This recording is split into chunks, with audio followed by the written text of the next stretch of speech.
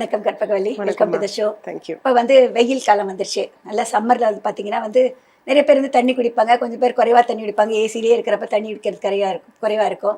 ஒரு டீஹைட்ரேஷன் மாதிரி வந்துடும். ஆனால் டீஹைட்ரேஷனுக்கு வந்து என்ன சிம்டம்ஸு, அது வராமல் இருக்கிறதுக்கு என்ன பண்ணணும், இல்லை ஒரு வேளை அந்த மாதிரி சிம்டம்ஸ் தெரிஞ்சாக்க எந்த அளவுக்கு தண்ணி குடிக்கலாம்? நிச்சயமா சொல்லலாம் மேம். ஸோ டீஹைட்ரேஷனுக்கு மெயின் சிம்டமே வந்து ஈஸியாக சொல்லணும் அப்படின்னா கொஞ்சம் தலை சுற்றுற மாதிரி இருக்குது. ரொம்ப அடிக்கடி அப்படின்னு சொல்லுவாங்க. ப்ரெஷர் கம்மியாகும் பாடியில். பொதுவாக நார்மல் டேர்ம்ஸில் பேசிக்கிறது என்னென்னா லோ பிபி ஆயிடுச்சு அப்படின்னு சொல்லுவாங்க, ரைட்? ஸோ அந்த அவங்களுக்கு வந்து இமீடியட்டாக என்ன பண்ணுறோம், டீஹைட்ரேஷன். அது வந்து லோ பிபி அப்படிங்கிறத விட டீஹைட்ரேஷன் அதான் அதோட மேஜரான கண்டிஷன். ஸோ அப்போது இமீடியட்டாக தண்ணியில் கொஞ்சம் சால்ட்டும் சர்க்கரையும் போட்டு குடிச்சாங்கன்னா நார்மல் ஆயிடுவாங்க. அந்த கிடினஸ் போயிடும் அப்படிங்கிறது. ஸோ இது ஒரு சிம்டம். அதுக்கப்புறமா வந்து தலைவலி ரொம்ப ஆஃபனாக வந்து தலை வலிச்சுட்டே இருக்கும் அப்படின்னு சொல்லுவாங்க. ஸோ இது வந்து ரீசன் வந்து நான் வந்து நிறைய ரீசன் சொல்லுவாங்க. ஆனால் மேஜராக அவங்களோட ஹிஸ்ட்ரி அந்த இது எடுத்து பார்த்தீங்க அப்படின்னா தண்ணியோட இன்டேக் ரொம்ப கம்மியாக இருக்கும். பாடி வந்து செல்ஸ் டீஹைட்ரேட் ஆகுது அப்படிங்கிறது ரொம்ப காமன். ஹெட்டேக் வந்து ஒரு மேஜர் சிம்டம். அப்புறம் அடுத்தது வந்து நெக்ஸ்ட்டு ரொம்ப காமனாக பார்க்குறது வந்து கான்ஸ்டிபேஷன் மேம். ஸோ இது வந்து நிறைய பேர் ஓகே நான் இன்னைக்கு காய் சாப்பிடல ஒரு பழம் சாப்பிடல இந்த மாதிரி ஏதோ ஒரு லிங்க்லாம் எடுத்துக்குவாங்க. பட் ஆனால் ரொம்ப டிக் பண்ணி பார்த்தோம் அப்படின்னா அவங்களோட இன்டேக் ஆஃப் வாட்டர் வந்து ரொம்ப கம்மியாக இருந்திருக்கும்.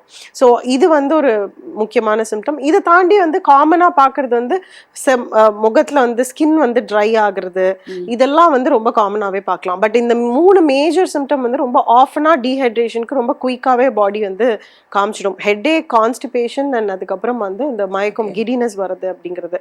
ஸோ இதை தாண்டி மற்ற சின்ன டீஹைட்ரேஷனால வருது, ஸ்கின் ட்ரை ஆகுறது, ஹேர் ஃபால் ஆகுது, இந்த மாதிரி நிறைய ரீசன்ஸ் இருக்கு. ஸோ கண்டிப்பாக இதுல இருந்து ப்ரிவென்ட் பண்ணிக்கணும் அப்படிங்கிறது ரொம்ப ஈஸியான விஷயம். நிறையா தண்ணி குடிச்சாலே போதும் அப்படிங்கிறது தான். பட் ரொம்ப போரிங்கான விஷயம் தண்ணி குடிக்கிறது அப்படிங்கிறது நிறைய பேரோட கம்ப்ளைண்ட்டாக இருக்கிறதுனால சும்மா கொஞ்சம் மேக் இட் இன்ட்ரெஸ்டிங் அப்படின்னு சொல்லுவோம். எப்பவுமே அதில் கொஞ்சம் லெமன் ஸ்குவீஸ் பண்ணுறது. ஸோ இது வந்து என்னன்னா வாட்டர் அப்படின்னும் போது அது எலக்ட்ரோலைட் ரிச்சாக இருக்கு அந்த வாட்டர் அப்படின்னா இன்னும் கொஞ்சம் பாடியை வந்து டீஹைட்ரேஷன்லேருந்து அதை ப்ரிவென்ட் பண்ணும். ஸோ இந்த எலக்ட்ரோலைட்ஸ். ஸோ எலக்ட்ரோலைட்ஸ்ன்னு சொல்லும் போது சோடியம், பொட்டாசியம், மெக்னீஷியம் இதெல்லாம் சேர்ந்தது தான் எலக்ட்ரோலைட். இதில் இந்த சோடியம் அண்ட் பொட்டாசியம் கொஞ்சம் எக்ஸ்ட்ராவாக இருக்கும் போது டீஹைட்ரேஷன்லேருந்து நீங்கள் ஈஸியாக ப்ரிவென்ட் பண்ணிக்கலாம்.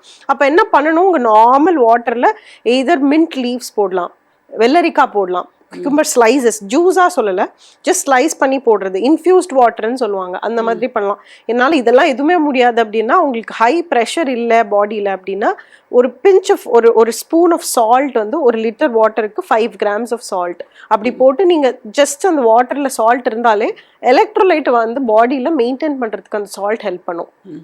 இதே நீங்கள் வந்து பிங்க் சால்ட், அந்த ஹிமாலயன் சால்ட் போட்டிங்கன்னா இன்னும் கொஞ்சம் பொட்டாசியம் லெவலும் மெயின்டைன் ஆகிக்கும். ஸோ இதெல்லாம் வந்து ஸ்மால் சின்ன டிப்ஸ் வந்து உங்களோட பாடியை வந்து நார்மல் வாட்டர் இல்லாமல் டீஹைட்ரேட் ஆகாமல் இந்த மாதிரி வாட்டர்ஸ் குடிக்கும் போது இன்னும் கொஞ்சம் பெட்டராக மெயின்டைன் பண்ணிக்கலாம். நீங்கள் 3 liters வாட்டர் குடிக்கிறது இந்த மாதிரி சால்ட் போட்டு இல்லைனா இன்ஃபியூஸ் பண்ணி குடிச்சிங்க அப்படின்னா அந்த 1.5 liter 2 literலேயே வந்து பாடி வந்து கொஞ்சம் ஹைட்ரேட்டடாக ஃபீல் பண்ணும். செல்ஸ் ரொம்ப ஈஸியாக ட்ரை ஆகாமல் இருக்கிறது.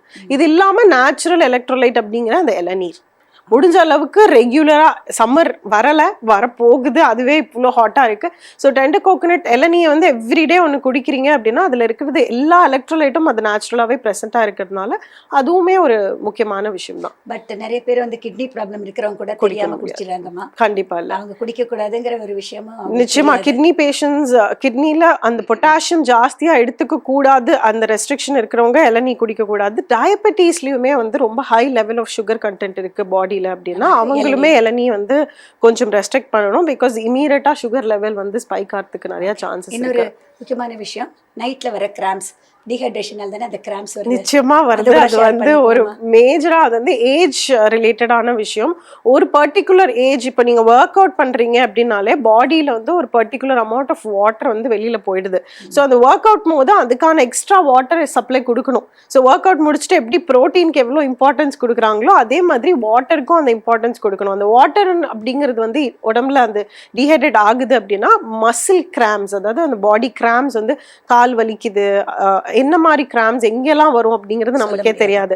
ஸோ எந்த இடத்துல வேணாலும் கிராம்ஸ் வரும். அதுக்கு மேஜர் ரீசன் ஒர்க் அவுட் பண்றவங்களுக்கு இந்த வாட்டர் அப்படிங்கிறது. அதே மாதிரி ஒரு ஏஜுக்கு அப்புறமும் செல்ஸ் ரொம்ப சீக்கிரமாவே ட்ரை ஆகிடுது.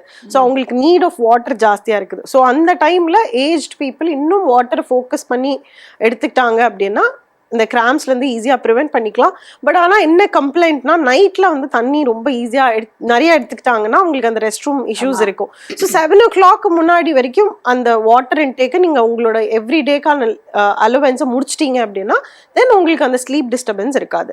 ஸோ அதுலேயும் நீங்கள் ப்ரிவெண்ட் பண்ணிக்கலாம் கிராம்ஸை. எஸ்பெஷலி ட்ராவல் பண்ணுறப்ப ஏசியில் இருக்கிறப்ப தண்ணி குறைவாக குடிப்போம். இந்த மாதிரி ஃபுல் டே இந்த மாதிரி ஏசிலேயே இருக்கிறப்ப தண்ணி குறைவாக குடிப்போம். அந்த மாதிரி இருக்கிறப்பையும் கொஞ்சம் பிரச்சனை நிச்சயமா இருக்கு, ப்ராப்ளம் வரதுக்கான இது ஜாஸ்தியாக இருக்கு. ஸோ நான் இந்த மாதிரி ட்ராவலிங்க்கு நாங்கள் என்ன மேஜராக சொல்லுவோம் அப்படின்னா தண்ணி குடிக்காமல் இருக்கிறதுக்கு நெல்லிக்காய் ஒன்று எடுத்து சூ பண்ண சொல்லுவோம். பிகாஸ் அதில் எலக்ட்ரோலைட் ஜாஸ்தி அப்படின்னும் போது பாடி டீஹைட்ரேட் ஆகாமல் பார்த்துக்கிறதுக்கு அது ஹெல்ப் பண்ணும். ஆனால் நெல்லிக்காய் எல்லாரும் சூ பண்ண முடியாதுமா, த்ரோட் வந்து ஒரு சிலருக்கு. ஸோ இது ஒரே ஒரு சின்ன டிப். மற்றபடி தண்ணி எஸ் எவ்வளோ குடிக்க முடியுமோ ட்ராவல் பண்ணும்போது குடிச்சிக்கிட்டிங்கன்னா எஸ் கிராம்ஸ்லேருந்து ப்ரிவென்ட். அந்த டைம் முடியல எனக்கு வீட்டுக்கு வந்து நிறைய தண்ணி குடிக்கலாம். ஓகே, அது வந்து கிராம்ஸை வந்து அவாய்ட் பண்ணும். நிச்சயமா, எஸ்பெஷலி மிட் நைட் வந்து திடீர்னு கால் எடுத்துக்குது அந்த மாதிரி வர்றப்போ அந்த டயத்தில் வந்து ஏஞ்சி கொஞ்சம் தண்ணி குடிச்சாலே போதுமாயிடுமா? இல்லை, இமீடியட்டாலாம் ஃபிக்ஸ் ஆகாது மேம். It's a habit. இது வந்து நீங்கள் ஒரு பில்ட் பண்ணுற ஒரு ஹேபிட் தான். ஸோ அது மாதிரி நீங்கள் ட்வீக் பண்ணிட்டீங்க அப்படின்னா அது நீங்கள் எடுத்து குடிக்கிறீங்க அப்படின்னா எடுத்த ஒரு 15 daysலேயே அதை வந்து பாடி ட்ரெயின் ஆகிக்காது. ஸோ எனக்கே ரொம்ப நாளாக டவுட்டு தான்மா, தண்ணி குறைவாக குடிக்கிற அன்றைக்கி நைட்டு கிராம்ஸ் வருது, அந்த நேரத்தில் ஏஞ்சி தண்ணி குடிச்சிடுவேன். ஆனால் நீ சொல்கிற மாதிரி அந்த மாதிரி தண்ணி குடித்தாலும் அந்த எஃபெக்ட் இருக்காது, அது தானாக ரிலீஸ் ஆகும். அவ்வளோதான். அதை ப்ரிவெண்ட் பண்ணிக்கிறதுக்கு நீங்கள் தண்ணி குடிச்சு வராமல் இருக்கிறதுக்கு ப்ரிவெண்ட் பண்ணிக்கலாம். அது கியூரோ ட்ரீட்மெண்ட்டோ கிடையாது. ஃபுல் டே ஏசியில் இருக்கிறப்ப செய்கிறப்ப நம்ம வந்து வீட்டுக்கு நிறைய தண்ணி குடிச்சிட்டாக்க அது வராமல் இருக்கிறதுக்கு முடியும். அவ்வளோதான். அது வந்து ட்ரீட்மெண்ட் ஆகாது. ஓகே, இந்த மாதிரி நிறைய விஷயங்கள் கேட்டதுக்கு தயங்காமல் கரெக்டாக பதில் சொல்கிறதுக்கு ரொம்ப ரொம்ப நன்றிம்மா. அடுத்த வாரம் சந்திக்கலாம். Thank you so much. தேங்க்யூ. இப்போ எல்லா செக்மெண்ட்டும் பார்த்து முடிச்சாச்சு இல்லைங்களா? எப்போதும் நீங்கள் அவ்வளோ எதிர்பார்த்துட்டு இருக்கிற ஒரு கேள்வி, ஓட்ஸ் மியூசிலி பார் செய்கிறப்போ என்னென்ன நட்ஸ் போட்டேன்? இதுக்கான பதிலை நீங்கள் எப்போதும் போல் போஸ்ட் கார்டில் எழுதி அனுப்பலாம். எழுதி அனுப்ப வேண்டிய முகவரி அறுசுவை நேரம், ஜெயா டிவி, தபால் பெட்டி எண் 3173, எண் 48, NP ஜவஹர்லால் நேரு சாலை, ஈக்காடு தாங்கல், சென்னை 6,32,000. கீழே ஒரு வாட்ஸ்அப் நம்பர் வருது, அதை கவனமாக நோட் பண்ணிக்கோங்க. போஸ்ட் கார்டில் எழுதி அனுப்ப முடியாதவங்க அந்த வாட்ஸ்அப் நம்பருக்கு உங்களுடைய ஃபோனில் இருந்து வாட்ஸ்அப் மூலமாக உங்களை பதிலை அனுப்பலாம்.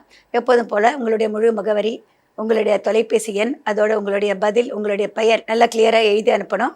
சரியான பதில் எழுதியவர்களிருந்து 3 நபரை தேர்ந்தெடுத்து நான் எழுதிய சமையல் புத்தகங்களில் ஒன்றை பரிசாக உங்களுக்கு அனுப்பப்படும்.